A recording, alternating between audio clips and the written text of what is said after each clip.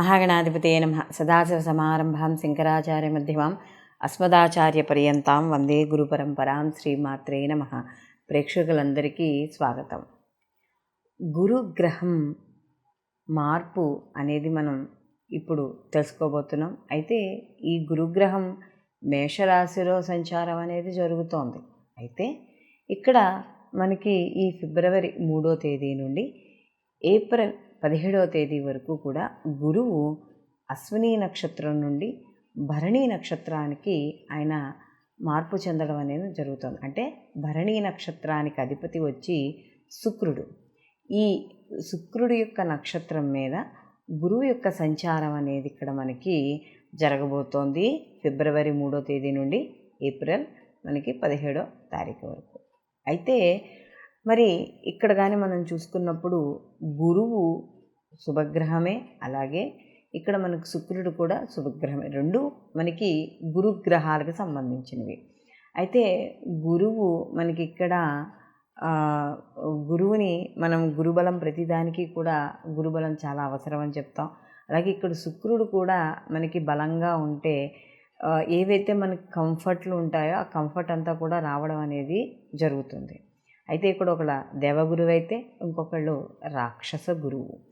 అయితే ఇక్కడ రెండు కూడా రాక్షస గురువైనా కూడా ఇక్కడ కూడా రెండు గ్రహాలు కూడా మనకి చాలా పవర్ఫుల్ అని చెప్పవచ్చు. కారణం మనకు చూడండి, ఈ గురు మౌఢ్యమి శుక్ర మౌఢ్యమి అని చెప్తాం. ఈ మౌఢ్యములు వచ్చినప్పుడు వివాహాది శుభ కార్యక్రమాలు ఏది చెయ్యం. అంటే మనకి ప్రత్యేకంగా ముహూర్తాలు పెట్టుకునే కార్యక్రమాలు కూడా ఏమి చేయరు. ఎందుకంటే మనం ఏ కార్యక్రమం మొదలుపెట్టినా కూడా ఆ కార్యక్రమానికి గురుబలము అలాగే శుక్రుడి యొక్క బలము రెండు కూడా చూసుకుంటాం. అంటే శుక్రుడు కూడా అనుకూలంగా ఉన్నాడా లేదా అని. ఎందుకంటే శుక్రుడు అనుకూలంగా కానీ ఉంటే వివాహ విషయాల్లో కానీ, సంతానం కానీ, సౌఖ్యం కానీ, ఆర్థికంగా కానీ, అలాగే ప్రతిదీ కూడా అంటే వివాహం అయిన తర్వాత భార్యాభర్తల మధ్య అన్యోన్యత ఇలాంటివన్నిటికీ కూడా శుక్రుడు కారకుడుగా చెప్తాం. అలాగే వాహనాలు అంటే చూడండి, కొంతమందికి ఇప్పుడు గురువు ఉన్నాడు అనుకోండి, గురువు అనుకూలంగా ఉంటే మనకి విద్య వస్తుంది.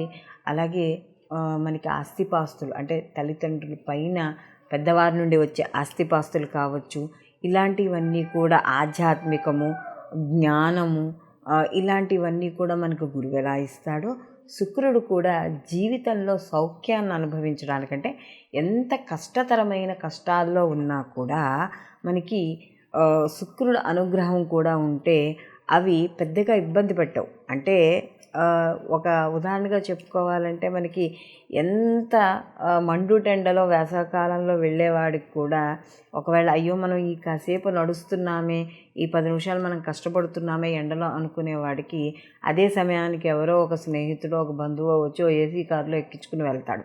అంటే అలా ఎక్కడో ఒక్కడ శరీరాన్ని కష్టపెట్టకుండా మనకి ఎవరో ఒక రూపంలో రావడం అనేది జరుగుతుంది శుక్రుడి యొక్క అనుగ్రహం ఉంటే. అయితే ఇక్కడ ఈ శుక్రుడు భరణీ నక్షత్రానికి అధిపతి కాబట్టి ఆ నక్షత్రం మీద ఈ యొక్క గురువు అనేది సంచారం అనేది జరుగుతోంది. కాబట్టి భరణీ నక్షత్రం మనకు చూసుకున్నప్పుడు 3 నక్షత్రాల యొక్క కలయికతో అంటే త్రికోణాకారంలో ఉండడం అనేది జరుగుతుంది. భరణీ నక్షత్రానికి నక్షత్ర అధిపతి మనం యముడిగా చెప్పడం అనేది జరుగుతుంది. అలాగే ఇక్కడ మనకి వచ్చేటప్పటికి మధ్యనాడి, అలాగే శుక్రుడికి సంబంధించిన భరణీ నక్షత్రానికి సంబంధించినప్పుడు కూడా మనం స్త్రీలింగంగా చెప్పడం అనేది జరుగుతుంది. కాబట్టి ఇవి సహజంగా బేసిక్ కారకత్వాలుగా నక్షత్రాల గురించి మనం చెప్పుకునేటప్పుడు ఇలా వివరంగా చెప్పుకుంటాం. అయితే ఇప్పుడు ఈ గురువు ఈ శుక్ర నక్షత్రానికి సంబంధించిన దాంట్లో సంచారం చేయడం వల్ల అసలు ఎటువంటి ఫలితాలు ఉంటాయి ఈ యొక్క ద్వాదశ రాశుల వారికి అనే విషయాన్ని తెలుసుకుందాం. మీనరాశిలోకి చూసుకున్నప్పుడు పూర్వభాద్ర 4వ పాదము, ఉత్తరాభాద్ర 1, 2, 3, 4 పాదాలు, రేవతి 1, 2, 3, 4 పాదాలు మనకి మీనరాశిలోకి రావడం అనేది జరుగుతుంది. ఈ మీనరాశిలోకి ఈ యొక్క రాశాధిపతి దశమ రాశాధిపతి అయిన ఈ యొక్క గురువు వీళ్ళకి ద్వితీయ స్థానంలో అంటే ధనస్థానంలో, కుటుంబ స్థానం, వాక్కు స్థానంలో సంచారం చేయడం అనేది జరుగుతోంది.